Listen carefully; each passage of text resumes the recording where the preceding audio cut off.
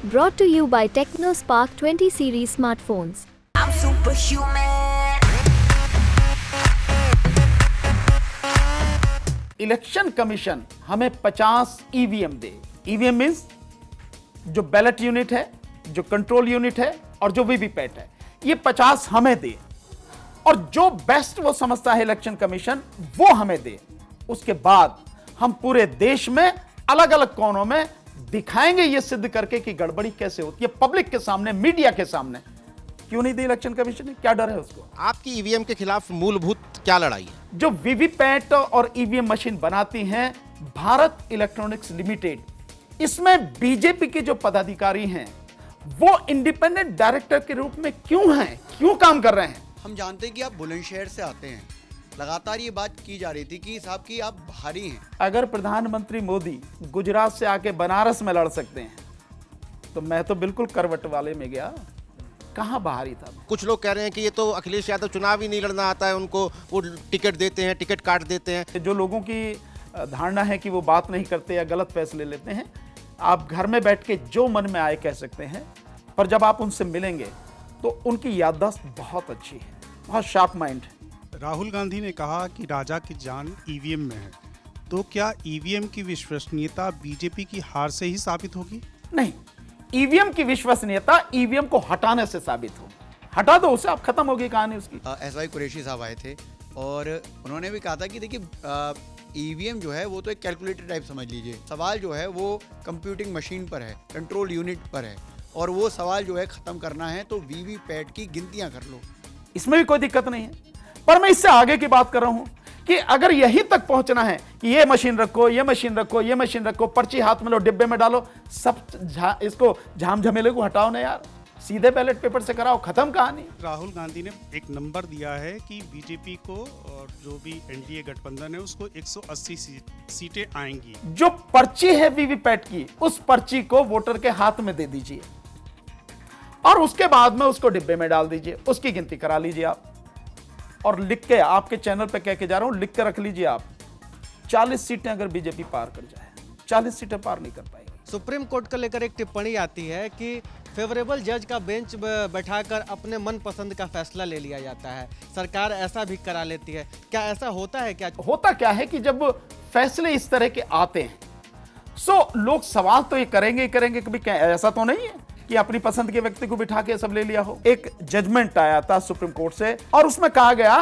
कि ईवीएम में बटन दबाना और लाल बत्ती का जल जाना, इसका मतलब ये नहीं है कि आपका वोट जिसको आप देना चाहते हैं रजिस्टर हो गया। आपको लगता है कि आप वो चुनाव जीतते? मैं चुनाव केवल जीतता नहीं, मेरी जीत ऐतिहासिक होती। उस समय ईवीएम क्या कहती? मैं जानता हूं कि ईवीएम को कैसे कंट्रोल किया जाता है, सो मुझे मालूम है कहां कहां कैसे कैसे गड़बड़ी होती है, उसको मुझे कैसे काउंटर करना है। ये काउंटर के लिए आपने इंडिया अलायंस या अखिलेश यादव को बता दिया ना कि ऐसे अब बताएंगे, काउंटर बाकायदा करना है। ये प्रेस मीडिया को बुला के सारी चीजें बताएंगे। हमारे पास टेक्निकल एक्सपर्ट्स की, इंजीनियर्स की, आईआईटी एक्सपर्ट की एक टीम है। ऐसा नहीं है हम लोग हवा में बात कर रहे हैं। अगर देश के प्रधानमंत्री से लड़ रहे हैं, चुनाव आयोग से लड़ रहे हैं, तो कुछ ना कुछ तो होगा ना हमारे पास। क्या दिल्ली के सीएम अरविंद केजरीवाल जेल में रहते हुए भी सरकार चला सकते हैं या फिर नहीं? क्यों नहीं चला सकते हैं? लोग जेल में रह के इलेक्शन लड़ सकते हैं, चुनाव लड़ सकते हैं, जीत सकते हैं, सरकार चलाने में क्या दिक्कत है? अभी आरोप हैं, वो आरोप सिद्ध नहीं हुए, सजा नहीं हुई है उनकी। आपको फिर क्या लगता है कि इंडिया अलायंस कितनी सीटें ला सकता है? क्योंकि ये सब तो आकलन किया जाएगा ना, चुनाव 2 महीने बाद रिजल्ट आ जाएगा। इस देश में आप बैलेट पेपर से चुनाव करा लीजिए, भारतीय जनता पार्टी 400 तो जिसका नारा दे रहे हैं ना, 40 सीटें भी लेके नहीं आ पाएगी। मैं लिख के दे रहा हूं आपको इस बात, जमीन की बात बता रहा हूं, उस पब्लिक की बात बता रहा हूं जो पब्लिक इस चुनाव में वोट डालने जा रही है। ईडी और सीबीआई और इनकम टैक्स, मुझे अफसोस के साथ कहना पड़ रहा है कि ये सारे के सारे सरकारी अधिकारी हैं। इनको जरा भी शर्म नहीं आती कि देश के संविधान के प्रति जो तुम्हारी जिम्मेदारी है, देश की जनता के प्रति जो तुम्हारी जिम्मेदारी है, कानूनी और संवैधानिक, उसे निभाने की बजाय आप सरकार की गुलामी में डूबे हैं। नमस्ते, मैं अविचल दुबे न्यूज़ तक के इस मंच पर आप सभी का इस्तकबाल करता हूं। चुनाव एक, रंग अनेक, अलग अलग रंगों से आपको रूबरू करा रहे हैं और आज इस मंच पर हमारे खास अतिथि हैं सुप्रीम कोर्ट के अधिवक्ता। ईवीएम को लेकर एक अलग विचार रखने वाले और सपा के पूर्व प्रत्याशी या कह सकते हैं कि उम्मीदवारी से नाम कटा हुआ भानु प्रताप सिंह जी। भानु प्रताप जी, आपका खूब खूब स्वागत है। आपका बहुत बहुत शुक्रिया। मैं आपके साथ इस जो बातचीत को शुरू करूंगा वो दरअसल मेरठ से ही शुरू कर लेता हूं। मेरठ में क्या हुआ, दरअसल हम सभी जानना चाहते हैं, दर्शक जानना चाहते हैं कि 15-14 मार्च को टिकट मिलता है और उसके बाद तमाम जो हैं चीज़ें बदल जाती हैं। हो क्या रहा है आखिर सपा में? नहीं, सपा सभी पार्टियों की तरह चुनाव लड़ रही है। और जो अभी आपने कहा कि मेरठ में क्या हुआ, मेरठ में तो कुछ नहीं हुआ। जो कुछ हुआ लखनऊ में हुआ।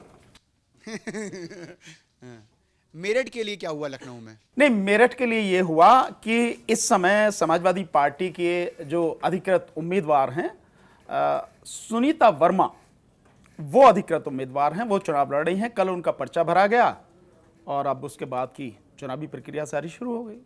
आपसे जब हाँ की गई होगी तो आपको फ़ोन आया होगा या आप उस मीटिंग में रहे होंगे। जब मना की गई तो क्या किया गया? नहीं, बहुत सिंपल सा कि हम लोग जब मुलाकात हुई माननीय अखिलेश यादव जी से, तो सभी से उन्होंने बात की, जितने भी संभावित प्रत्याशी थे। उसके बाद हम लोग मिलके चले आए। तो मैं रास्ते में ही था, मुझे कहीं किसी ने फ़ोन किया कि सपा की लिस्ट जारी हुई है जिसमें आप मेरठ से उम्मीदवार घोषित किए गए हैं। ठीक है, तो हम लोग आ गए घर पे, बस इतना ही। अच्छा, मतलब कि टिकट मिला नहीं, अधिकृत उम्मीदवार हुए नहीं? नहीं, जो पार्टी का तरीका है, वो पार्टी का तरीका यह है कि पहले आप जो लिस्ट जारी करते हैं कि यहाँ इस लोकसभा क्षेत्र से हमारे संभावित हमारे उम्मीदवार जो हैं वो ये हैं। उसके बाद जो सिंबल अलॉट होता है, सिंबल अलॉट के लिए वो बाद में फ़ोन करके बुलाते हैं कि भाई आप आ जाइए, सिंबल ले जाइए। ये एक तरीका है।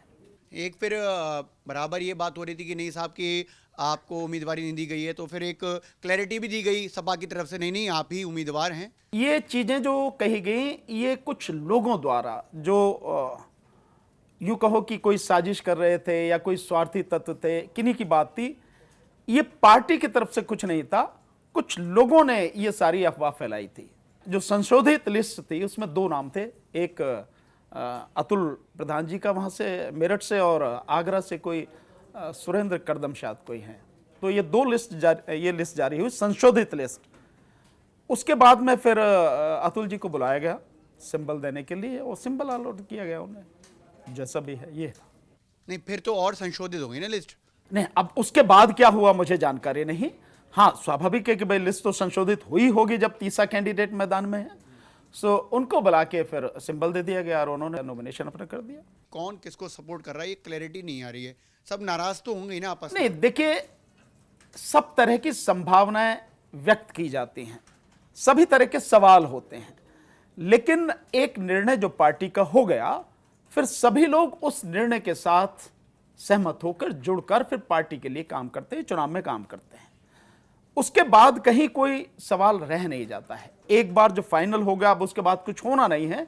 तो जिसको अब लड़ाया जा रहा है, सारी पार्टी मिलकर उसको लड़ाएगी। जी, हम जानते हैं कि आप बुलंदशहर से आते हैं। लगातार ये बात की जा रही थी कि साहब कि आप बाहरी हैं। हालांकि मेरठ में आने वाला व्यक्ति जो बुलंदशहर का है वो बाहरी नहीं होता है, क्योंकि वो कितना कनेक्टिव रहता है वो हम सब जानते हैं। हम एक रिवाज भी रखते हैं, रवायत भी रखते हैं कि हमारे दर्शकों को भी समझ में आए कि आपकी जर्नी कैसे स्टार्ट हुई। तो ये आप बता दीजिए। आप पॉलिटिकल से पहले आप अपनी खुद की जर्नी को भी बताएंगे तो अच्छा रहेगा। चलिए मैं बता देता। देखिए, वो जो कह रहे ना बाहरी, वो लोगों के सुनने में कंफ्यूजन हुआ।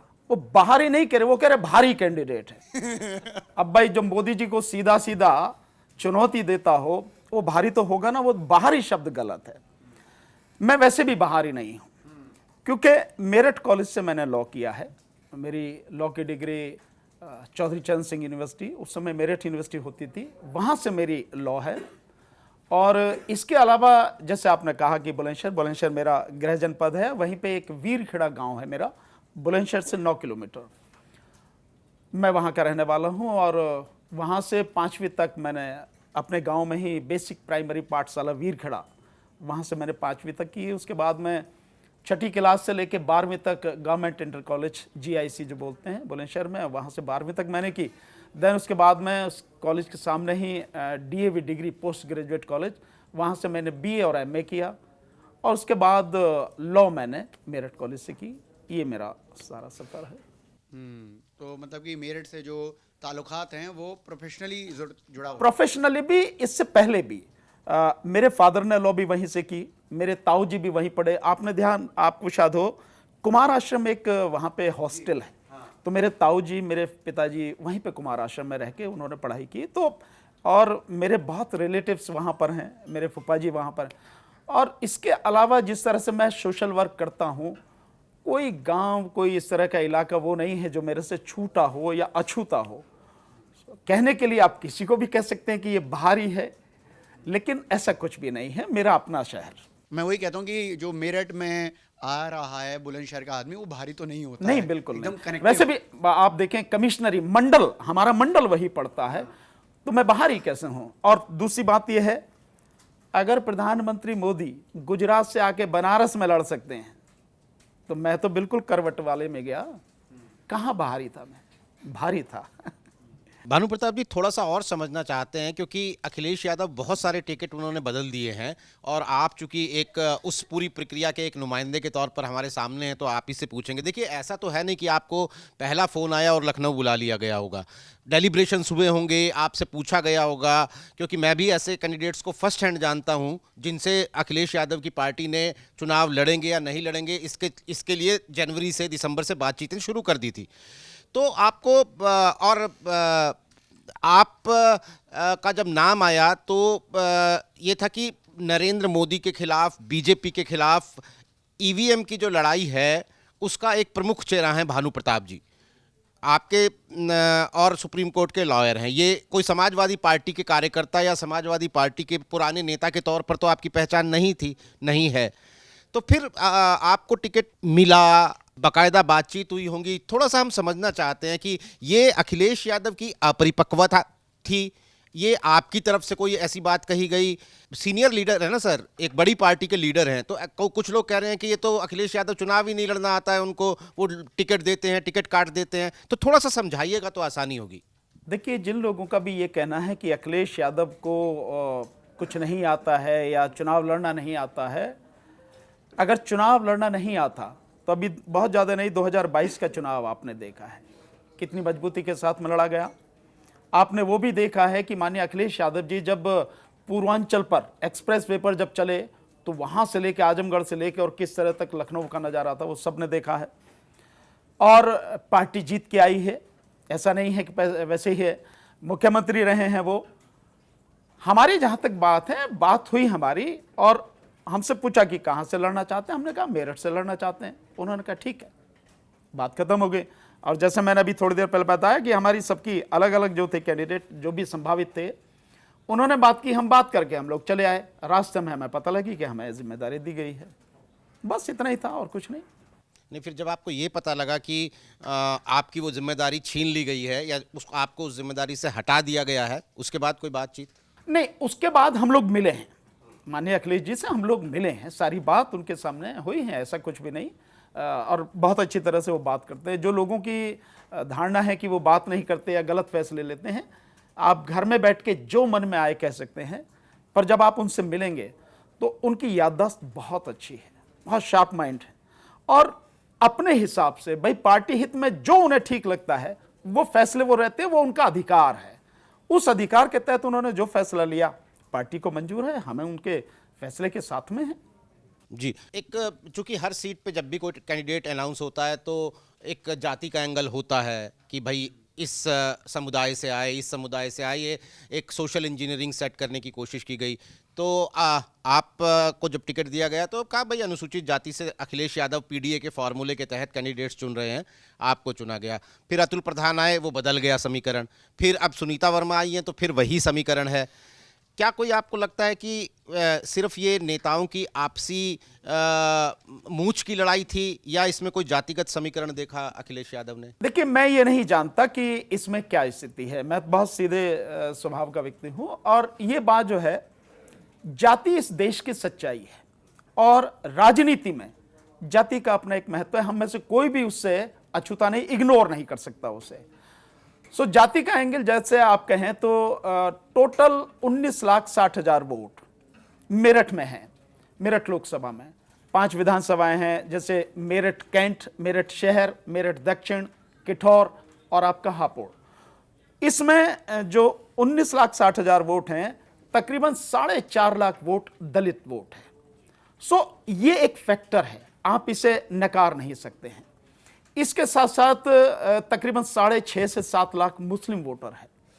और पीडीए की जिस तरह की बात है उसके हिसाब से आप लगा सकते हैं कि ये दोनों वोट मिलके ही लगभग 11 लाख हो जाता है।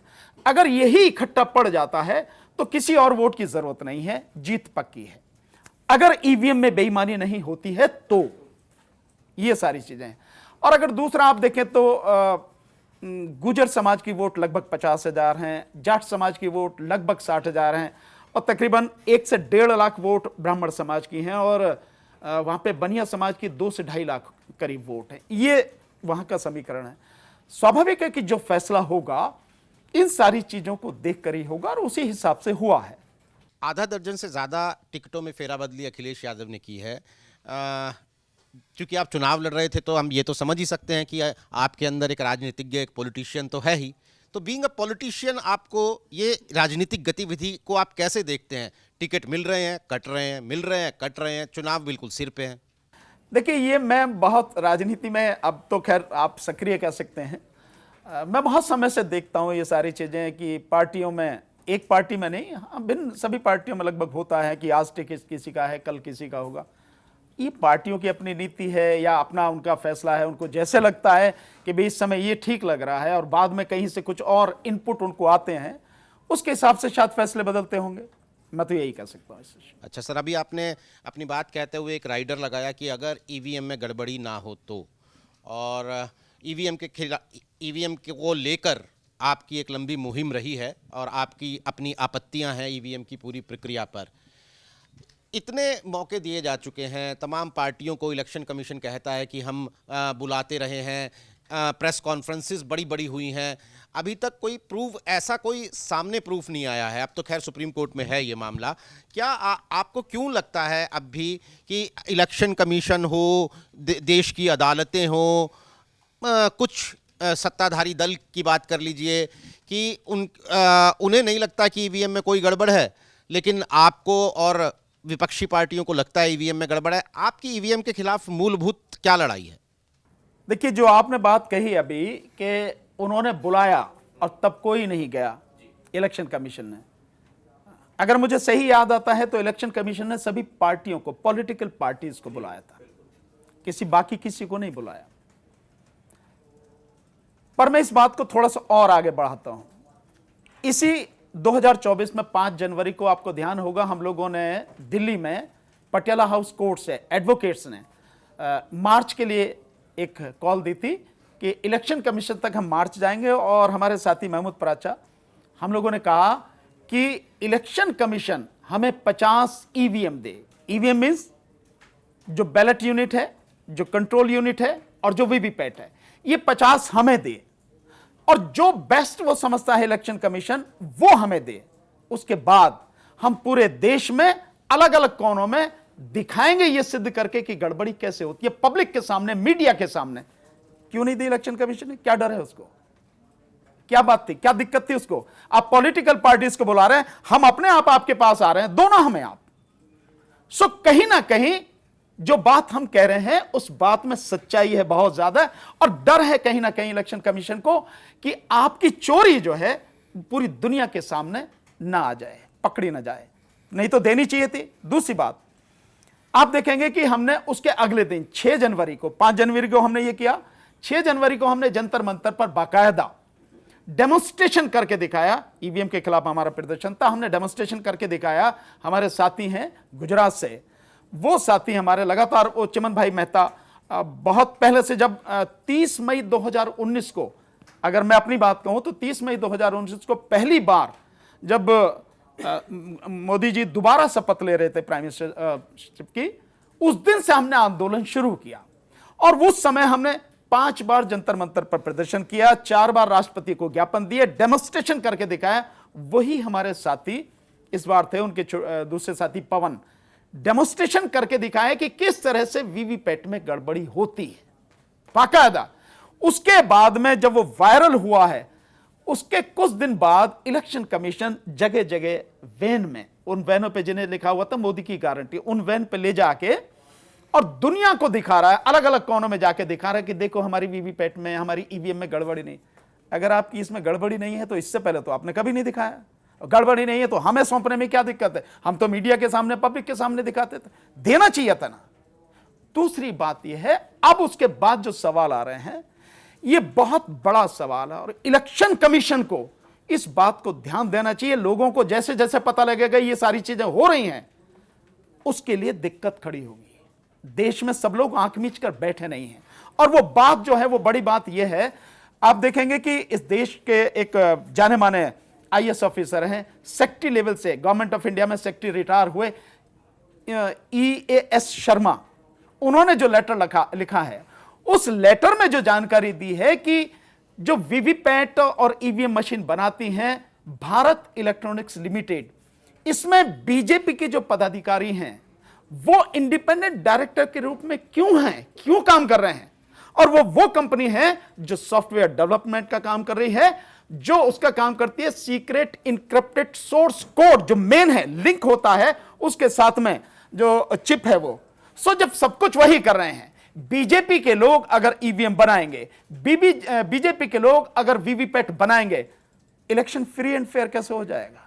ट्रांसपेरेंट कैसे हो जाएगा? क्या यह एक अकेली वजह काफी नहीं है इलेक्शन कमीशन को इस सारी व्यवस्था को रोकने के लिए? क्या दिक्कत है इसमें? भाई उसका जिम्मेदारी क्या? इलेक्शन कमीशन का केवल एक काम है, दूसरा उसका कोई काम नहीं है। आर्टिकल 324 के तहत उसको जो वास्ट पावर दी गई, इतनी बड़ी पावर दी गई है, वो इसलिए दी गई है कि इलेक्शन में कहीं भी किसी तरह की कोई भी पार्टी, कोई भी व्यक्ति किसी तरह का इंटरफेरेंस न कर सके और इलेक्शन पूरी तरह से फ्री, फेयर एंड ट्रांसपेरेंट हो। इसीलिए तो दी गई है पावर। इसीलिए उसको अपना टेन्योर खत्म होने के बाद एज इलेक्शन कमिश्नर किसी भी जगह पर अपॉइंट नहीं किया जाता। जैसे सुप्रीम कोर्ट जजेस को आप देखें, रंजन गोगोई को राज्यसभा में ले लिया गया, किसी भी आप देखें ह्यूमन राइट कमीशन है, इन सब का किसी को मेंबर बना दिया जाता है, किसी को चेयरमैन बना दिया जाता है।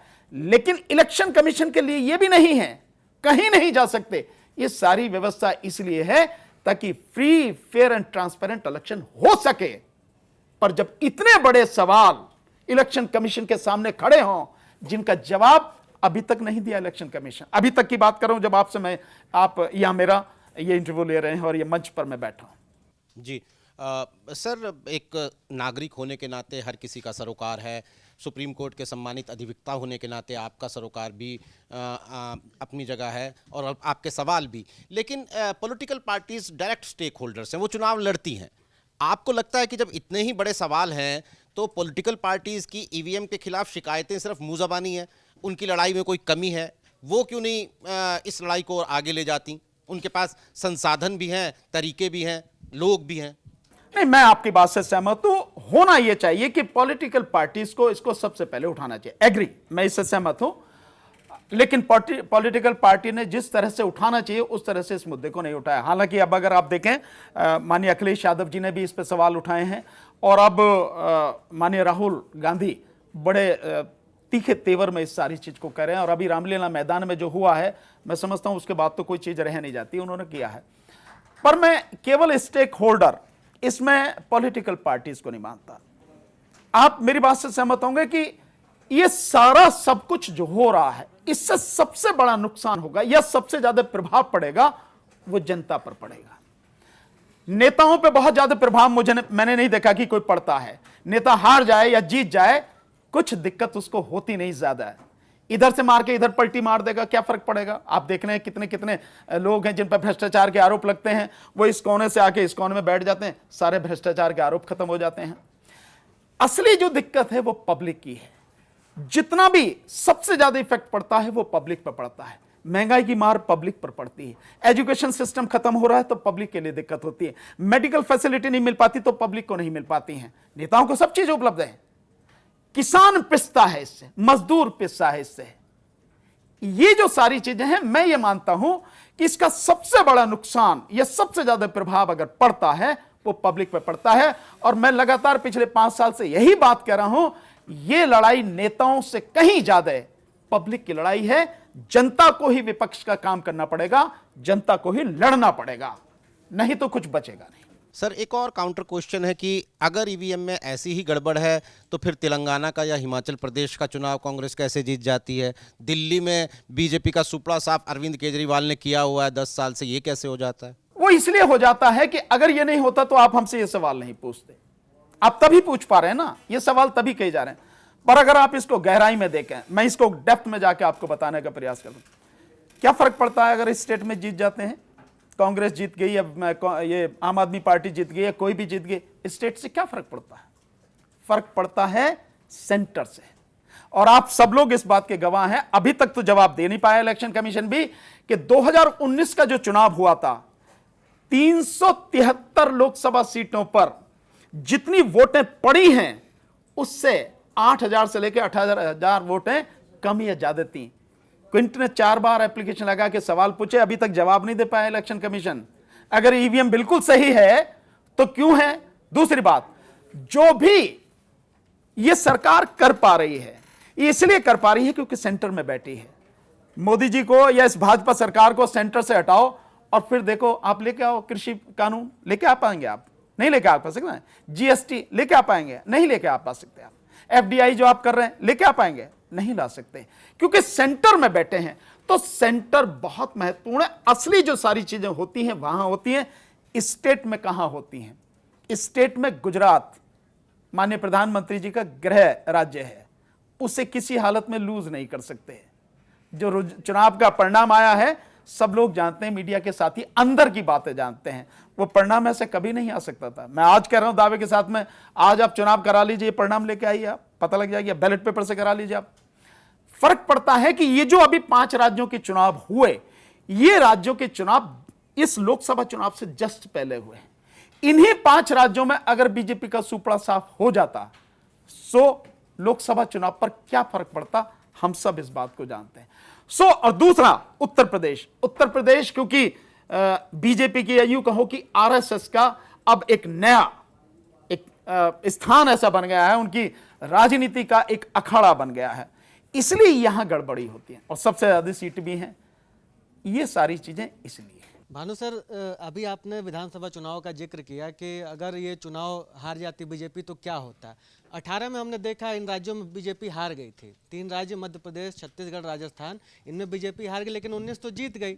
मतलब दोनों स्थितियों तो बीजेपी देख ही रही है। अब 24 का चुनाव लड़ेगी जबकि स्टेट जीत चुकी है। तो फिर ये आधार, मतलब ये तर्क कहाँ टिकता है? नहीं, ये तर्क इसलिए टिकता है कि जो जीती है या कोई भी जीता है, मेरा बहुत सिंपल सा कहना है, आप ये सारे चुनाव बैलेट पेपर से कराइए, आप उसके बाद जीत के आइए। आप कौन मना कर रहा है आपको? मैं इसका उदाहरण आपको इस तरह से समझाने का प्रयास करूंगा। 2017 में उत्तर प्रदेश विधानसभा चुनाव हुआ, उसके बाद शायद अक्टूबर नवंबर में चुनाव हुए उत्तर प्रदेश में नगर पालिका के चुनाव में जो नगर निगम थे, 14 नगर निगम थे, उसमें 12 में बीजेपी जीती। उन नगर निगमों में ईवीएम से चुनाव हुआ था, लेकिन उसके अलावा जो छोटे नगर पालिकाएं थी, नगर पंचायत थी, वहां पर बैलेट पेपर से चुनाव हुआ था। आप उसका रिजल्ट उठा के देखिए कि जो वोट उसको विधानसभा चुनाव में मिला था उससे 10% वोट उनका कम हो गया, जहां बैलेट पेपर थे वहां पे। यही चीज इस बार हुई है। जो नगर निगम, शायद 18 या 19 नगर निगम इस बार थे, 17-18, तो जो नगर निगम थे वहां ईवीएम से चुनाव हुआ, वो बीजेपी जीती। लेकिन उसके अलावा आप देख लीजिए कि जहां बैलेट पेपर से चुनाव हुए हैं नगर पालिका में, नगर पंचायत में, वहां उनका जो परसेंटेज है वो 30 से 35% पे आके टिक गया। यह है उसका अंतर जो है। दूसरा और अंतर मैं आपको बताता हूं, आप इन्हीं 5 राज्यों चुनाव की बात में बताता हूं, आपने सबने कवर किया है उसको।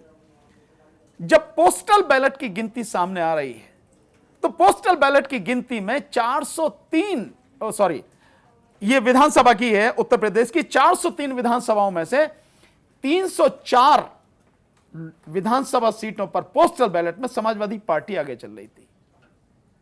सो क्या इतना अंतर हो जाएगा कि पोस्टल बैलेट में 304 पे हैं, बीजेपी 90 पे है, और जब उसकी आती, ईवीएम की आती है तो बिल्कुल सुपड़ा साफ हो गया। यही अभी यहां की 5 राज्यों की है। मध्य प्रदेश में भी यही हुआ कि 230 विधानसभा सीटों में से 199 पर पोस्टल बैलेट में कांग्रेस आगे थी, और जब ये सब आया है तो उसके बाद में आप देख रहे हैं कि बिल्कुल उलट हो गया। ऐसा चलिए क्यों इस बात को अगर हम ये सोचें, जो सुप्रीम कोर्ट में अभी सुनवाई चल रही है कि पोस्टल बैलेट अगर गिन लिया जाए, वीवीपैट की पर्ची सारी गिन ली जाए, तो ये समस्या खत्म हो जाएगी जो आप लोग का? नहीं, हमारा बहुत सिंपल सा है।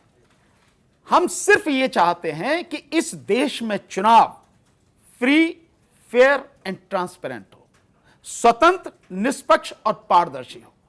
और चुनाव की प्रक्रिया वो होनी चाहिए कि साधारण से साधारण व्यक्ति, अनपढ़ से अनपढ़ व्यक्ति भी ये जानता हो कि जिस कैंडिडेट को और जिस पार्टी को वो वोट देना चाह रहा है, उसका वोट उसी को गया है और उसी के खाते में गिना जाएगा। सिंपल।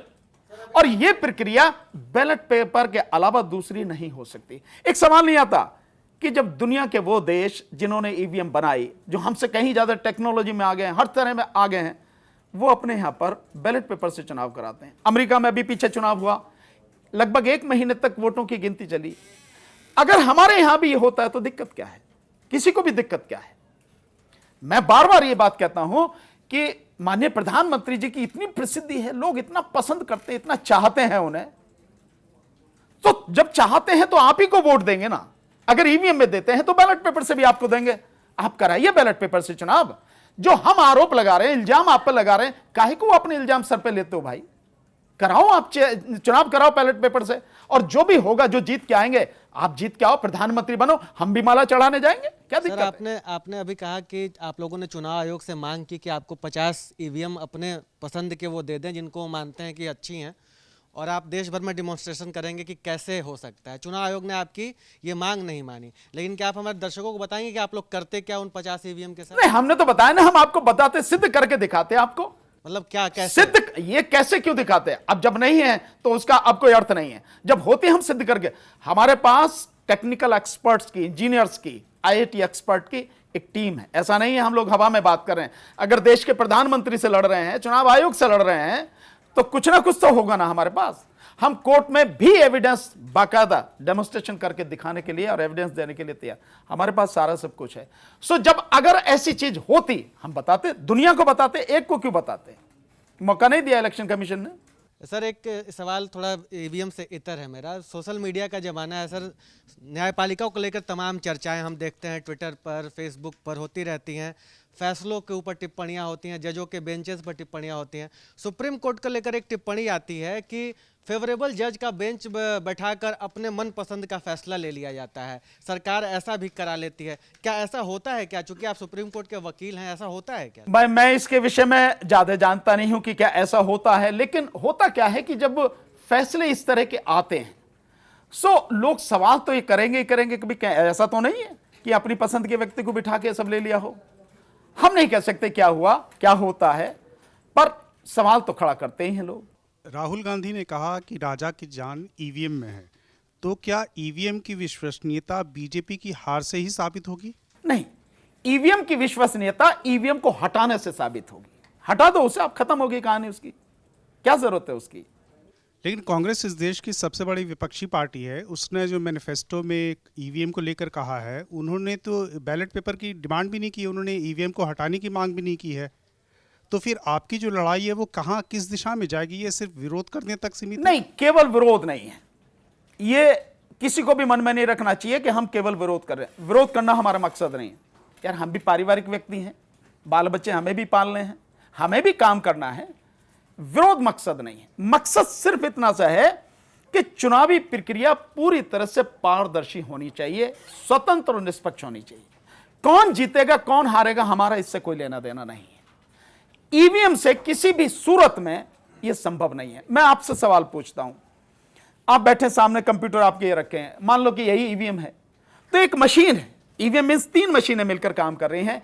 एक है कंट्रोल यूनिट, उस कंट्रोल यूनिट की गिनती होती है, उसी की गिनती होती है ना। आप में से कोई बता सकता, हो सकता है आप तो टेक्निकल एक्सपर्ट भी हो, कोई बता सकता हो, मुझे कैसे ये गारंटी है, आम आदमी को कैसे गारंटी है कि जिसमें गिनती हो रही है मेरा वोट उसमें गया? मुझे तो दिखता नहीं जाता हुआ। मुझे यह भी पता नहीं कि मैं जिसको दे रहा हूं उसके को गया है या किसी और को गया है, या गया भी है नहीं गया है, रजिस्टर हुआ भी है नहीं हुआ, हम में से किसी को नहीं मालूम। यह बिल्कुल अंधेरे में है। दूसरा, जो बैलेट यूनिट है, हम उस पर बटन दबाते हैं और लाल बत्ती जलती है। आपको मैं थोड़ा पीछे ले जाता हूं। 2013 में एक जजमेंट आया था सुप्रीम कोर्ट से, सुब्रमण्यम स्वामी बनाम इलेक्शन कमीशन ऑफ इंडिया 8 अक्टूबर को। उसमें बाकायदा पैरा 9 में जो सुब्रमण्यम स्वामी साहब की पिटीशन है, उस पिटीशन के उस पैरे को कोट किया बाकायदा, और उसमें कहा गया कि ईवीएम में बटन दबाना और लाल बत्ती का जल जाना, इसका मतलब यह नहीं है कि आपका वोट जिसको आप देना चाहते हैं रजिस्टर हो गया। यह बिल्कुल फिजिकली कंफर्म होना चाहिए कि आपने जिस कैंडिडेट को और जिस पार्टी को वोट दिया है, आपका वोट उसी के खाते में रजिस्टर हुआ है, और यह उससे पता नहीं लगता। इसलिए उन्होंने वीवीपैट लगाई। तो अब आप आ जाइए वीवीपैट। सो तीसरी जो मशीन है वो वीवीपैट है। वीवीपैट मशीन में एक काला शीशा, हमने तो डेमोन्स्ट्रेशन करके दिखाया है बार बार, वो काला शीशा है। अब सुप्रीम कोर्ट ने अभी जो नोटिस भेजा है उसमें ये 3-4 सवाल हैं कि एक तो जितनी भी पर्चियां हैं वीवीपैट की, उन तमाम पर्चियों की गिनती होनी चाहिए, तभी तो आप सारा सब कुछ उसे कर पाएंगे कि हां ये सब कुछ बिल्कुल ठीक हो रहा है भाई, कहीं कोई गड़बड़ी नहीं है। सो सभी पर्चियों की गिनती होनी चाहिए। दूसरा, उन्होंने कहा कि जो उसमें काला शीशा है, काले शीशे के पीछे लाइट जलती है, उसका खेल है, वो काला शीशा हटा के बिल्कुल पारदर्शी होना चाहिए, सबको दिखे, सफेद शीशा होना चाहिए। भाई आपको भी मुझे भी उसमें बल्ब लगाने की क्या जरूरत है, आपको वो दिखे सबको कि पर्ची गई है और कटती हुई है। और मैं दावे के साथ कहता हूं, अगर आप इंटेंशनली ये कि भाई मुझे देखनी है पर्ची, ये नहीं देखेंगे तो आपका ध्यान जाते जाते वो बत्ती गायब हो जाएगी 7 सेकंड में, और वो क्या हुआ है क्या नहीं हुआ आपको कुछ नहीं पता लगेगा। तो वो टाइमिंग बढ़ानी चाहिए, जो टाइमिंग पहले 15 सेकंड थी। इसके अलावा जो सुप्रीम कोर्ट ने तीसरी बड़ी बात कही है, वो वही बात है जो राहुल गांधी कह रहे हैं, या इंडिया गठबंधन ने बाकायदा इलेक्शन कमीशन को लेटर लिख के कहा कि जो वीवीपैट की पर्ची है, वो पर्ची उस वोटर को मिलनी चाहिए और वो एक बैलेट बॉक्स में डाली जाए, देन उसकी जो है काउंटिंग होनी चाहिए। वेरीफाई कैसे करेंगे आप? वो जो वीवीपैट है वही है ना, वोटर वेरीफाइबल मशीन वही है ना। सो उसे आप वेरीफाई कैसे करेंगे? केवल देख के वेरिफिकेशन ऐसे नहीं होता। वेरिफिकेशन होता बाकायदा आपके हाथ में मिले, आप कंफर्म कर लें, देन उस पर अंगूठा लगा के आप उसको डालें, आप उसकी गिनती कीजिए। वोट कौन सी है जो आपको दिख रही है या दिखाई जा रही है? वोट वो नहीं है जो दिख ही नहीं रही है। ये आपका, मेरा, हर इंसान, हर वोटर, हर नागरिक का उसका अधिकार है। ये उस पर चोट की जा रही है। हम सिंपली यही चाहते हैं कि यह सारी प्रक्रिया पूरी तरह से पारदर्शी हो। सर, कुछ रोज़ पहले मंच पर जो हैं पूर्व सीईसी यानी कि पूर्व मुख्य चुनाव आयुक्त एसवाई कुरैशी साहब आए थे, और उन्होंने भी कहा था कि देखिए ईवीएम जो है वो तो एक कैलकुलेटर टाइप समझ लीजिए कि 2 + 2 किया तो 4 आ गया। हर सवाल जो है वो कंप्यूटिंग मशीन पर है, कंट्रोल यूनिट पर है, और वो सवाल जो है ख़त्म करना है तो वीवीपैट की गिनतियाँ कर लो, सब एकदम क्लियर हो जाएगा। आज 5% कर रहे हो तो 100% कर लो, 24 घंटे में रिजल्ट आए लेकिन कंफर्म आएगा। उन्होंने ये भी कहा कि ये जो सवाल उठाए गए थे ईवीएम पर, वो भारतीय जनता पार्टी ने उठाए 2009 में, लेकिन उसके बाद जो है एनडीए का एक पूरा दल आता है, तेलुगु देशम पार्टी के जो प्रमुख हैं नायडू साहब, उनसे जब पूछा जाता है तो उन्होंने कहा कि इस यूनिट पर हमारे सवाल हैं, तो उन्होंने कहा कि वीवीपैट लगा दीजिए। आज तक सब कुछ ठीक चल रहा है। ठीक चल नहीं रहा, जबरदस्ती थोपा जा रहा है कि जो हम कह रहे हैं वो सही है। इलेक्शन कमीशन यही तो कहते हैं ना कि हम जो कह रहे हैं वो ठीक है, हम कह रहे हैं ईवीएम ठीक है तो ठीक है। कौन हो आप कहने वाले? हो कौन आप? इस धरती पर एक इंसान, भारत की धरती पर एक इंसान सबसे ज्यादा मानवता के लिए काम करने वाला हुआ है, और जिसने, मैं नहीं समझता कि उसके बाद कोई और या कोई कह सकेगा या किसी ने ऐसे कहा है या कोई इससे बड़ी कोई बात कह सकता है। तथागत बुद्ध ने एक बात कही कि किसी भी बात पर इसलिए विश्वास नहीं करना, आपके बड़े कह रहे हैं, माता पिता कह रहे हैं या आपके गुरु कह रहे हैं। किसी भी बात पर इसलिए विश्वास नहीं करना है ना कि कहीं ये धर्म ग्रंथों में लिखा है, कोई बड़ा ज्ञानी कह रहा है। किसी भी बात पर इसलिए भी विश्वास मत कर लेना कि मैं कह रहा हूं। बात पर तभी विश्वास करना जब आप अपने ज्ञान और अनुभव से इस निर्णय पर पहुंचो, हां ये बात सही है और ये बहुजन के कल्याण के लिए है, बहुजन के लाभ के लिए है, तब विश्वास करना। बहुजन का मतलब ये नहीं कि जो आज लोग बहुजन कर रहे हैं, ये बहुजन शब्द तथागत ने दिया था, वो बहुत व्यापक शब्द था। सो इलेक्शन कमीशन कहता है कि विश्वास कर लें, क्यों कर लें भाई आपकी बात पे विश्वास? आप काम वो करो ना कि मेरे विश्वास करने या आपको ये शब्द कहने की जरूरत नहीं है, आप इतनी प्रक्रिया पारदर्शी बनाओ, हर कोई देख के कहे यार बिल्कुल सही करा। जो सवाल मैं उठा रहा हूं मेरे पे ही लोग कहने लगे यार क्या बात कर रहे हो, सब कुछ प्रक्रिया तो बिल्कुल साफ सुथरी है, पारदर्शी है, आपको क्या दिक्कत हो रही है? लेकिन ऐसा है नहीं। हम यही बात कह रहे हैं कि यही काम है इलेक्शन कमीशन का, और कोई काम नहीं है। इलेक्शन के दौरान आज इलेक्शन चल रहे हैं, पूरे देश का शासन प्रशासन प्राइम मिनिस्टर के हाथ में नहीं है, राष्ट्रपति के हाथ में नहीं है, पूरा शासन प्रशासन इलेक्शन कमीशन के हाथ में है। इतनी बड़ी ताकत अगर किसी को दी गई है तो ये उसकी जिम्मेदारी है कि जो काम उसे दिया गया है पूरी ईमानदारी से, पूरी पारदर्शिता से करे, जो इलेक्शन कमीशन कर नहीं रहा। यहां विश्वास नहीं करना, आप सिस्टम ऐसा लाओ कि अपने आप देख के सब लोग समझ जाएं बिल्कुल ठीक है। भगवान बुद्ध ने जो कहा कि किसी पर विश्वास मत करो, तो यही वाला सिद्धांत आप लोगों पर भी लागू होता है कि आपके कहे पर भी क्यों विश्वास करें? बिल्कुल। कि ईवीएम में खोट है, चुनाव आयोग अपना काम ठीक से नहीं कर रहा है। जब मामला सुप्रीम कोर्ट में जा चुका है, सुप्रीम कोर्ट में प्रमाण पेश करने पड़ेंगे ना कि वीवीपैट और सीयू या बीयू जो भी यूनिट्स है उसमें कुछ गड़बड़ी हुई है। ये भी प्रमाण देना पड़ेगा कि बीजेपी से जुड़े जो लोग ईवीएम मैन्युफैक्चरिंग वाली पीएसयूज में अपॉइंट हुए हैं वो बैठ के वहाँ पर गड़बड़ी कर रहे हैं, और जो अब तक चुनाव होते रहे उसमें गड़बड़ी होती रही। ये कैसे साबित करेंगे आप? कोई प्रमाण, कोई प्रूफ, कोई फैक्ट कैसे आएगा सामने? ये तो अब जब आप कह रहे हैं कि सुप्रीम कोर्ट में है तो सुप्रीम कोर्ट में साबित किया जाएगा। ये मैं आपकी बात से सहमत हूं कि अगर वो कह रहे हैं वो बात मेरे पर भी लागू होती है कि मुझ पे क्यों विश्वास किया जाए। मैं नहीं कह रहा कि आप मेरे पे विश्वास करो, पर मैं जो सवाल आपके सामने खड़े कर रहा हूं आप उनको नजरअंदाज कैसे करेंगे? मैं बहुत साफ सुथरे, बहुत बोल्डली तरीके से कह रहा हूं कि जो सिस्टम है वो सिस्टम सही नहीं है। आप उस सिस्टम को सही करो, मेरे पे सवाल खड़े करो, बिल्कुल करो, आपको आजादी है, यही तो लोकतंत्र है। हालांकि इस देश की वर्तमान सरकार इस लोकतंत्र को पूरी तरह खत्म करना चाहती है, लोगों की जुबान बंद करना चाहती है, उनका गला घोटना चाहती है, कोई बोले नहीं। और लोकतंत्र की यही खूबसूरती है कि अगर मेरे विरोध में भी कोई चीज है, बोलने की आजादी है हर किसी को, बोलने दीजिए उसे, सुनिए आप लोग। एक सवाल आपसे जुड़ा हुआ, बिल्कुल, आपने दिग्विजय सिंह के साथ मिलकर ईवीएम के खिलाफ मुहिम छेड़ी और दिग्विजय सिंह कांग्रेस पार्टी में काफ़ी वोकल है, मतलब कांग्रेस हाईकमान से भी ज़्यादा वोकल हैं। जब आपको अपनी राजनीति शुरू करनी थी तो आप कांग्रेस पार्टी के साथ क्यों नहीं जुड़े? आप समाजवादी पार्टी के साथ क्यों जुड़े? देखिए, ये जो चीज है मैंने दिग्विजय सिंह जी के साथ में मिलकर शुरू नहीं की, इंफॉर्मेशन आपकी गलत है। नहीं, जब आप कर रहे हैं तो मैं कर रहा हूं, मैं आपकी बात पे आऊंगा। मैं जानता हूं कि दिग्विजय सिंह से आप मुझे क्यों कनेक्ट कर रहे हैं, किस वीडियो और किस दिन की वो सारी चीजें।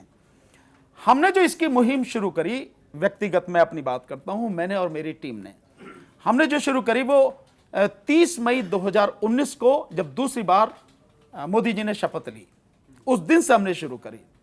दिग्विजय सिंह जी से हमारा आमना सामना जो हुआ ये पिछले 2023 में शायद दिसंबर के फर्स्ट वीक में हुआ आमना सामना, और उसमें यह था कि ईवीएम को लेकर नॉर्थ एवेन्यू में एक मीटिंग रखी गई। वो उनके यहाँ पे थी, क्या नाम है उनका, उदित राज जी के यहाँ पे, वहां एक मीटिंग थी। उस मीटिंग में दिग्विजय सिंह जी आए थे और उस मीटिंग में मेरी पहली मुलाकात हुई। तो उनके बोलने से पहले मैंने कहा, उनसे रिक्वेस्ट की कि आपके बोलने के बाद तो कोई बोलेगा नहीं, इससे पहले मैं अपनी बात रखता हूं। वहां मैंने ये बात रखी कि जो ईवीएम में सारी गड़बड़ी है, इस गड़बड़ी को लेकर कांग्रेस पार्टी, विशेषकर आप बोल रहे हैं, लेकिन आपसे भी कहीं ज्यादा बोलने का जो असर पड़ेगा वो राहुल जी बोले, सोनिया जी बोले, खड़गे साहब बोले, उनको बोलना पड़ेगा, उनको बोलना चाहिए। और आपको तो अब यूं भी बोलना चाहिए कि सेम पित्रोदा जो राहुल गांधी जी के पिताजी स्वर्गीय राजीव गांधी जी के तकनीकी सलाहकार रहे, और आज इंफॉर्मेशन टेक्नोलॉजी इस देश में जो है, संचार क्रांति जो है, उसके जनक वही हैं। अगर वो व्यक्ति इस बात पर सवाल उठाता है कि ईवीएम में गड़बड़ी होती है, और वो कह रहे हैं कि आप सारे लोग, पॉलिटिकल पार्टी जो हैं, इनको मिलकर ईवीएम का विरोध करना चाहिए, सड़क पर विरोध इसका करना चाहिए, तो आपको तो करना चाहिए।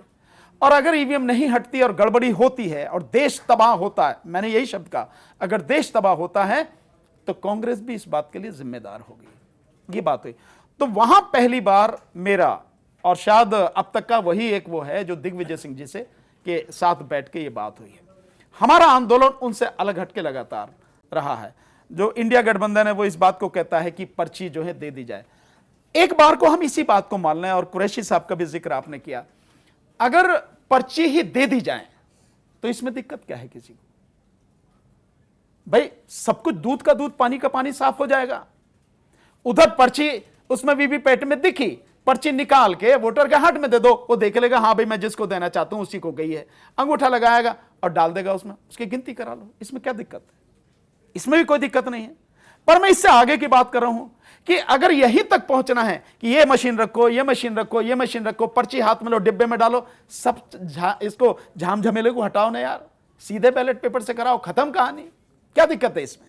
मेरा एक आखिरी सवाल है, जो स्टेटस बना हुआ है कि सुप्रीम कोर्ट में ईवीएम को लेकर सुनवाई हो रही है, पता नहीं चुनाव तक जजमेंट आएगा या नहीं आएगा। वीवीपैट पे जो पर्चियां हैं उसकी अलग से कोई गिनती 100% होनी नहीं चाहिए और बैलेट से भी चुनाव नहीं होने जा रहा है। इन सभी स्थितियों के बीच में राहुल गांधी ने एक नंबर दिया है कि बीजेपी को और जो भी एनडीए गठबंधन है उसको 180 सीटें आएंगी।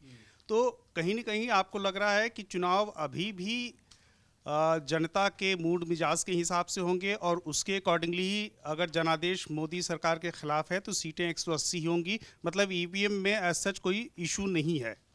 नहीं, देखिए मेरा बिल्कुल प्रश्न वही की वही है। मैं बहुत साफ तरीके से कहता हूं कि ईवीएम में निश्चित रूप से गड़बड़ी है और ये 180 का जो आंकड़ा है ये राहुल जी का अपना आकलन होगा। मैं इस विषय में कोई कमेंट नहीं करना चाहता, पर मेरा बहुत स्पष्ट है, इस देश में आप बैलेट पेपर से चुनाव करा लीजिए, भारतीय जनता पार्टी 400 तो जिसका नारा दे रहे हैं ना, 40 सीटें भी लेके नहीं आ पाएगी। मैं लिख के दे रहा हूं आपको इस बात, जमीन की बात बता रहा हूं, उस पब्लिक की बात बता रहा हूं जो पब्लिक इस चुनाव में वोट डालने जा रही है, उसकी बात बता रहा हूं।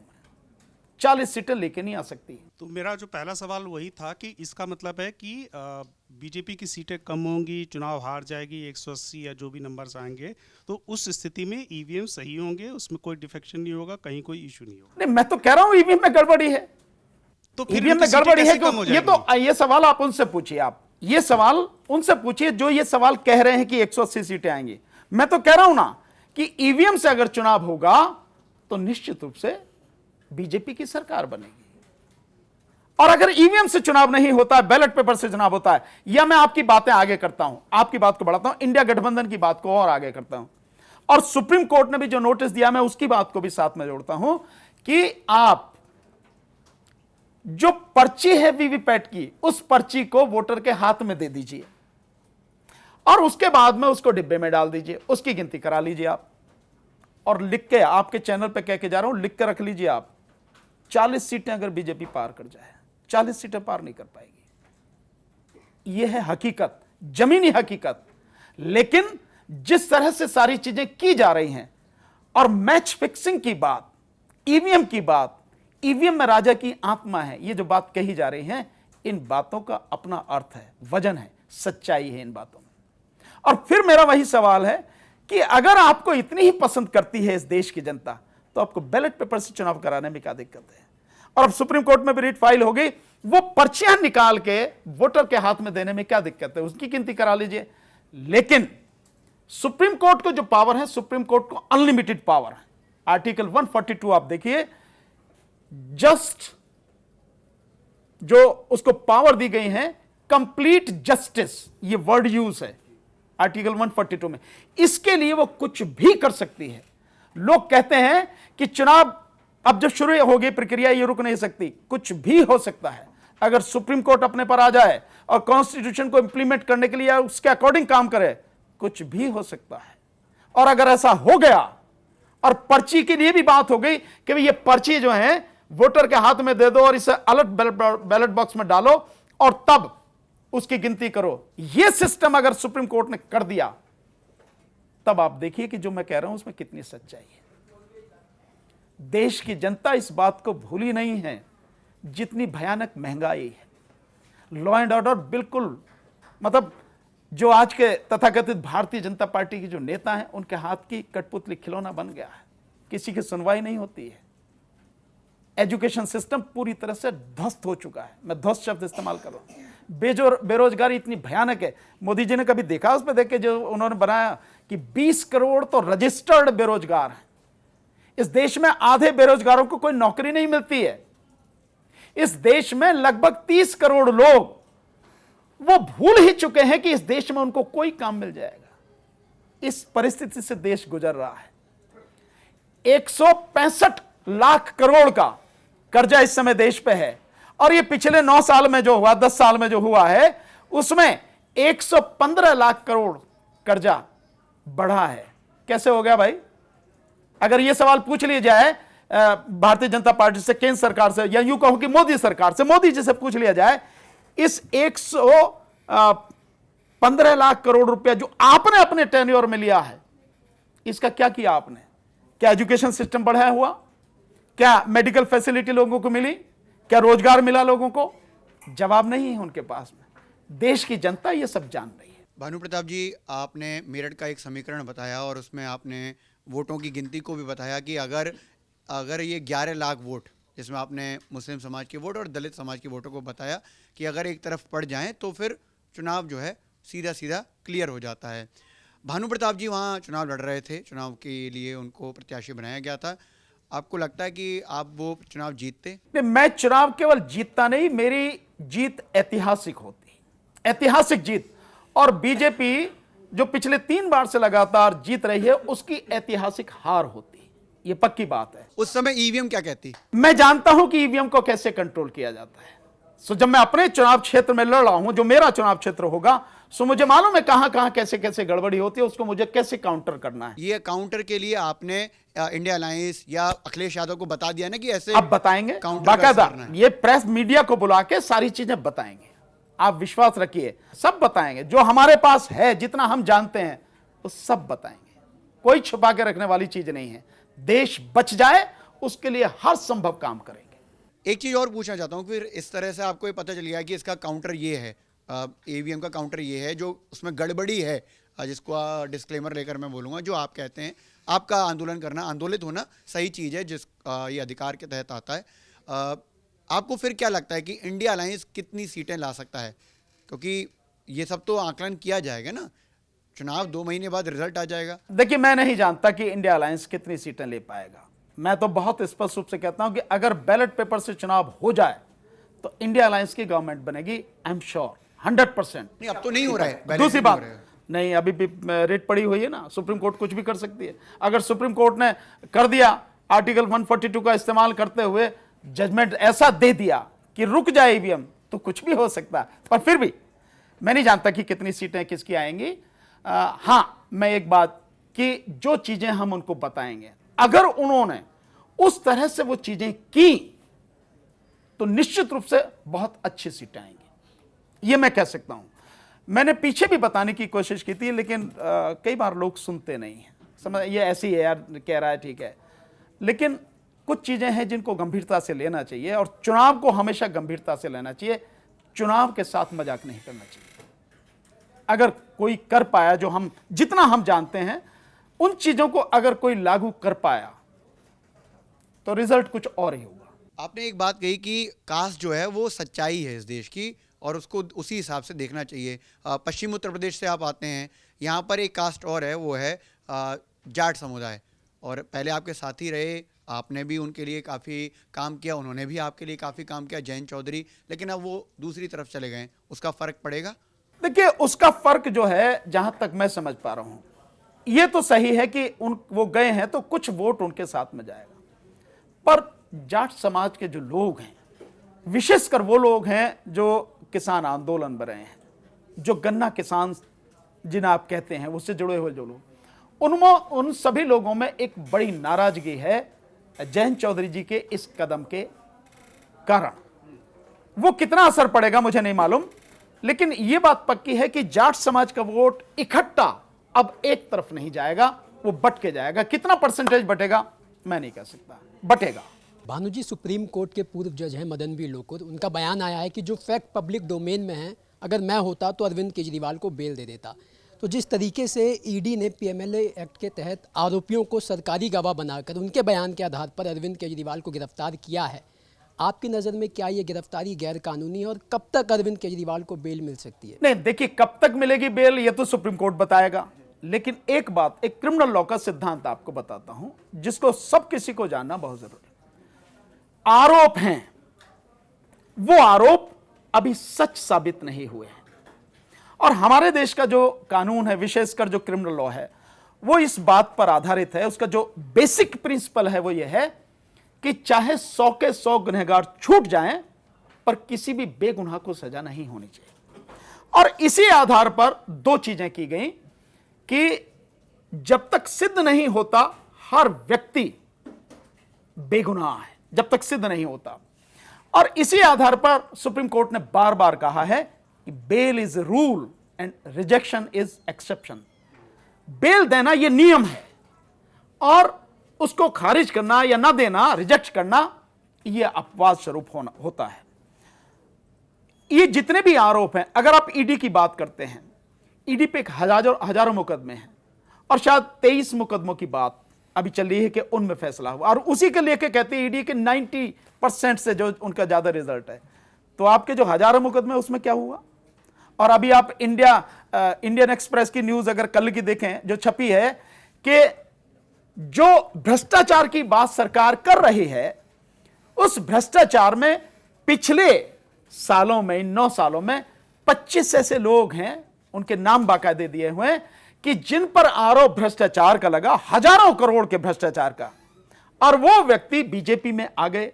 कोई चीफ मिनिस्टर बन गया, कोई मंत्री बन गया, कोई उप मुख्यमंत्री बन गया, और उनमें से 25 में से 23 के खिलाफ किसी तरह की कोई जांच नहीं, या तो ठंडे बस्ते में है या खत्म कर दी गई है, मात्र 2 पर मुकदमे चल रहे हैं। ये ईडी और इन सब का जैसे इस्तेमाल किया जा रहा है। केवल बेल देने के लिए 2 चीजों का ध्यान होना चाहिए सिर्फ, और जस्टिस मदन बी लोकुर बहुत अच्छे सुप्रीम कोर्ट के जज हैं। ऐसे बहुत कम सुप्रीम कोर्ट के जजेस हैं जिनकी रेपुटेशन इतनी अच्छी है जैसे जस्टिस मदन बी लोकुर जी की है। सो उसका सिंपल है कि जब ट्रायल चलेगा, उस ट्रायल के दौरान ये व्यक्ति अवेलेबल रहेगा या नहीं रहेगा। दूसरा, ये इसी तरह का क्राइम तो नहीं करेगा, केवल ये अपनी कल्पना है, कर सकते हैं, आप मान सकती है कोर्ट की हाँ भी कर भी सकता, नहीं भी कर सकता, उसके लिए उसका रिकॉर्ड जो है पीछे का उसे देख सकती है। दूसरा ये है कि ये व्यक्ति एविडेंस को टेम्पर तो नहीं करेगा, विटनेसेस को डराएगा धमकाएगा तो नहीं, सिर्फ ये चीज देखनी होती है। और ये कंडीशन कोर्ट बेल देते समय लगाती है।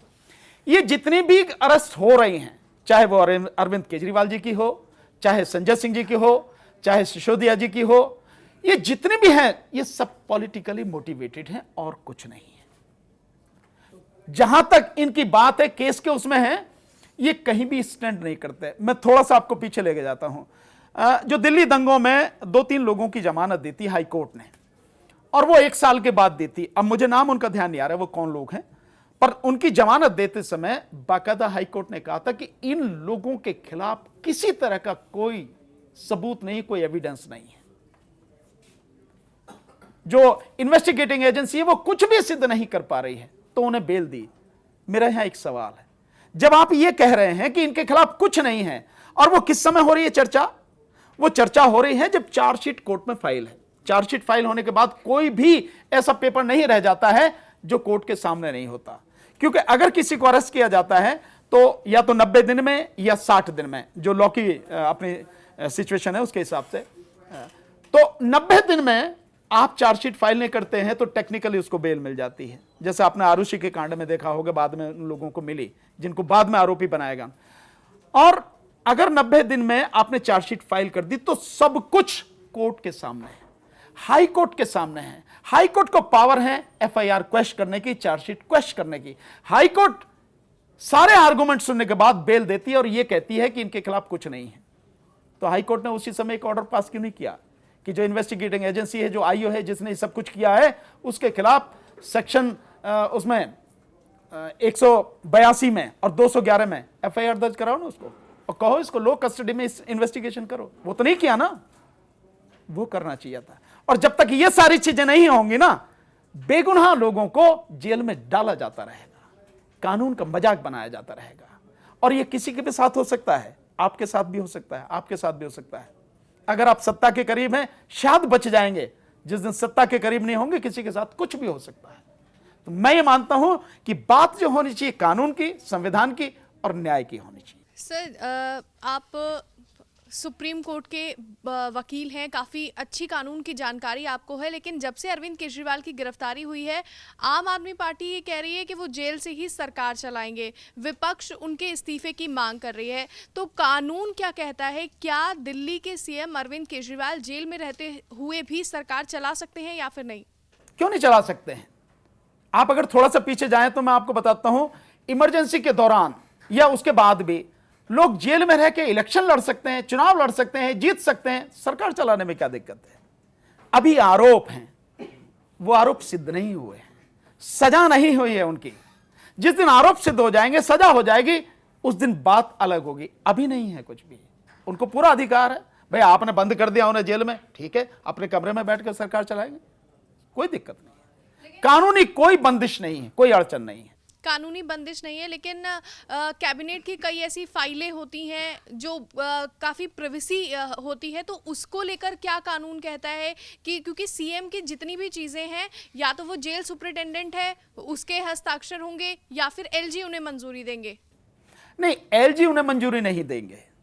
जिनको मतलब आप अगर मैं सही समझ रहा हूं कि वो फाइलें वो जाएंगे, अगर फाइलें मंगानी है, डिस्कस करना है, तो वो डिस्कस कर सकते हैं कोर्ट से परमिशन लेके, कोई दिक्कत इसमें नहीं है। बाकी जो डिस्कस करने के बाद जो भी कुछ होना है वो तो ऑन पेपर ही होगा, और फिर जैसी प्रक्रिया है कि वो एलजी साहब के पास भेजी जाएगी, उसको देखेंगे। पर किसी तरह की इसमें कोई कानूनी बंदिश नहीं, कोई दिक्कत नहीं है।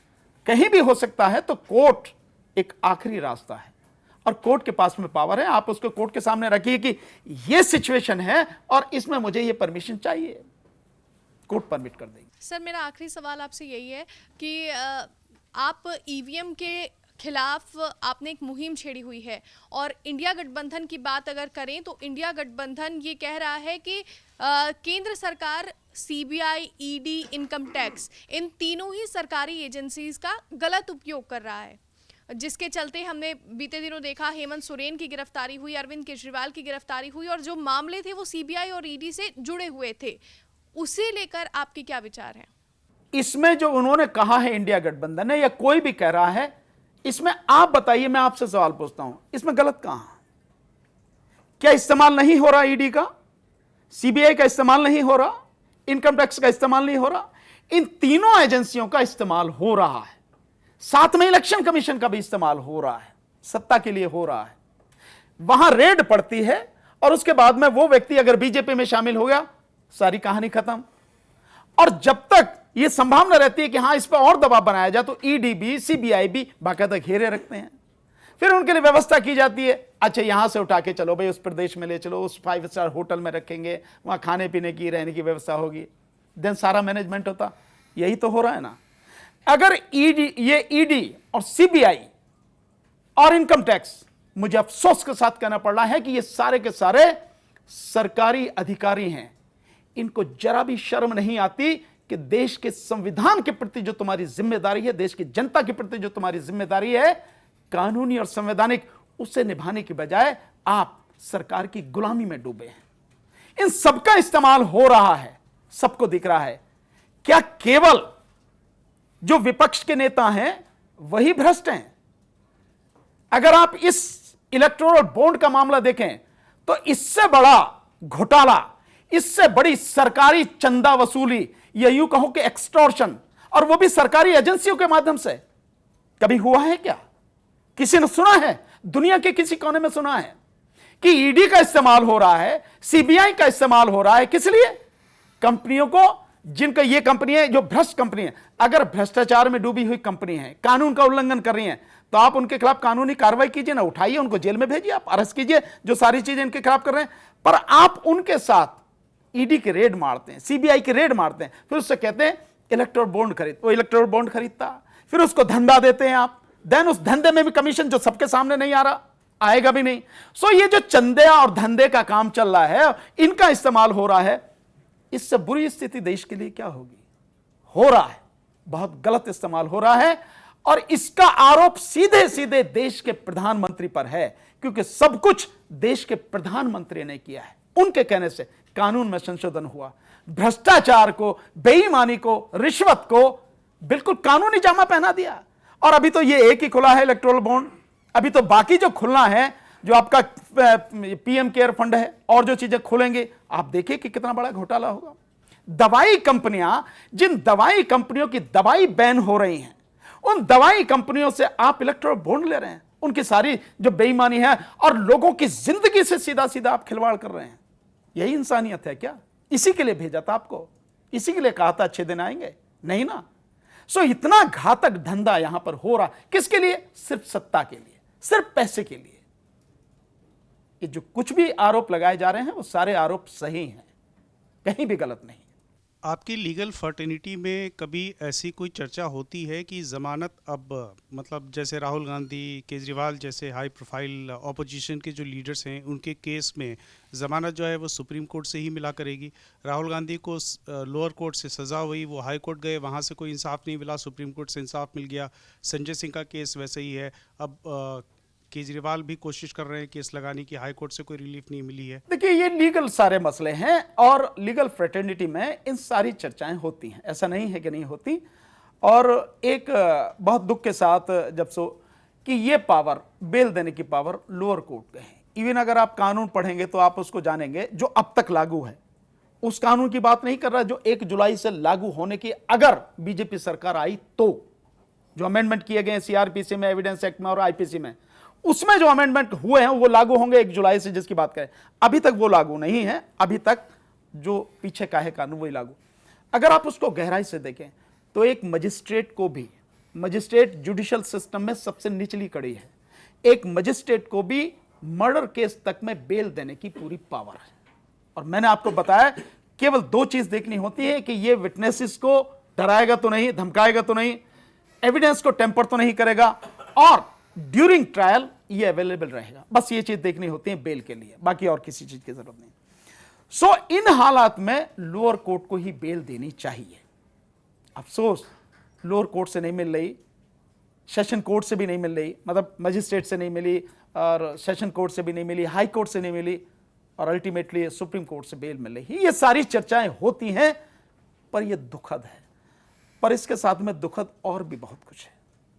मैं क्योंकि 30 साल से इस प्रोफेशन में हूं और क्रिमिनल मैटर से ही मैं डील करता हूं, अगर आप कभी इस देश में जो सिस्टम चल रहा है इसको गहराई से जान पाएंगे तो मैं दावे के साथ कहता हूं कि आपकी आंखों से आंसू निकल आएंगे। इतने बेगुनाह लोग जेलों में बंद हैं, आपकी कल्पना से बाहर है। 60 से 70% लोग बेगुनाह हैं, सालों मुकदमे चलते रहते हैं, बेल नहीं मिलती है उन्हें, जेल में पड़े रहते हैं, कोई सुनने वाला नहीं है। मानव अधिकारों का जितना भयानक तरीके से यहां इस देश में उल्लंघन हो रहा है, आपकी कल्पना से बाहर है। ये तो खैर पॉलिटिकल मामले हैं जो आपने बात कही, पर मैं इससे अलग हटके जो आम जनता की बात है आप उसे देखिए। बहुत बुरी स्थिति है, और इसे अगर कोई कर सकता है तो केवल कोर्ट कर सकती है। कोर्ट के पास ही इतनी पावर है कि देश में जो गंदगी फैली है उसको बहुत कुछ साफ कर सके। हम उसी से उम्मीद कर सकते हैं। हालांकि मेरे 30 साल का जो अनुभव है वो ये कहता है कि हम कोर्ट पे भी बहुत ज़्यादा अब उम्मीद नहीं कर सकते। फिर भी अच्छा हो जाए, बहुत अच्छी। भानु प्रताप जी, आपने कई सच्चाइयों को, अपने हिस्से की सच्चाइयों को सामने रखा है। एक सच्चाई जो है अंक गणित की भी है, जो लोकसभा चुनावों को लेकर है। इंडिया अलायंस को लेकर आपने साफ जवाब नहीं दिया, मैं यही कहूँगा। लेकिन क्या समाजवादी पार्टी के एक मेंबरान होने के नाते आप ये बताएंगे समाजवादी पार्टी उत्तर प्रदेश में कितनी सीटें जीत सकती है? नहीं, देखिए, मैक्सिमम सीट जीतने की कोशिश है, और बाकी जो सर्वे आ रहे हैं उनके हिसाब से भी जो चीज़ें आ रही हैं वो सकारात्मक हैं।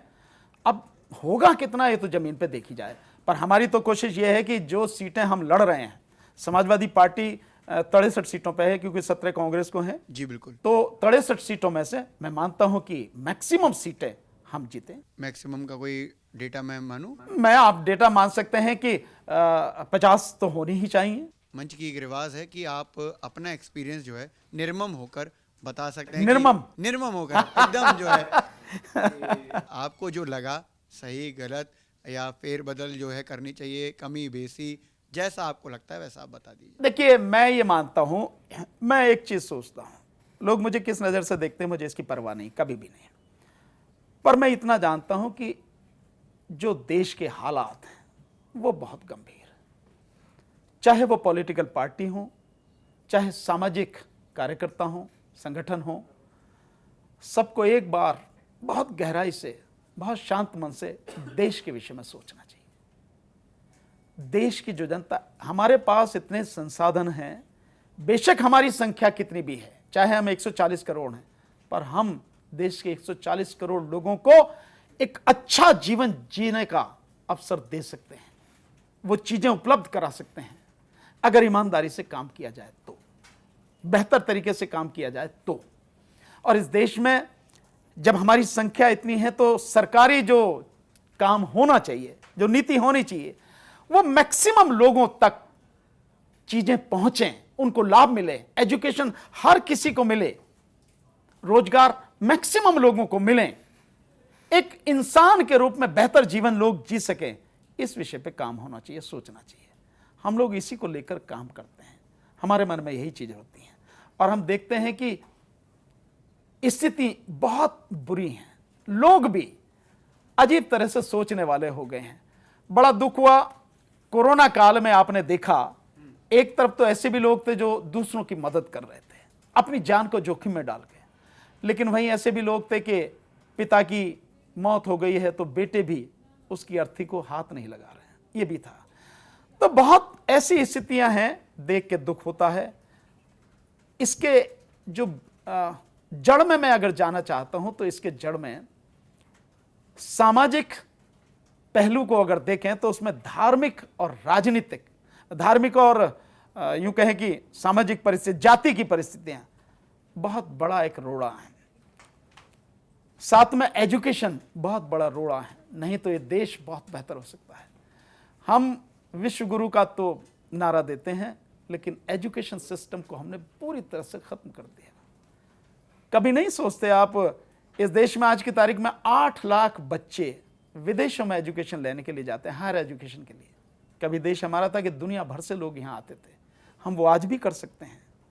हमें कोई किसी तरह की कोई कमी नहीं है, संसाधनों की, पैसे की, किसी चीज की कमी नहीं है, सिर्फ इच्छा शक्ति की और उस नीयत की, और स्वार्थहीन हम हो जाएं, जन कल्याण की बात करें और सोचें, ये सब कुछ हो सकता है।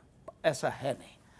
हम प्रयास कर रहे हैं जितना भी हो सकता है अपनी तरफ से बेहतर करने की, कानून के अनुसार काम हो, संविधान के अनुसार काम हो, लोगों को न्याय मिले, हम इसी के लिए आवाज उठाते हैं। सर, आप आए और आपने अपना बेशकीमती समय दिया, बहुत बहुत धन्यवाद। थैंक यू आप सबका भी, आप सारी पूरी टीम का।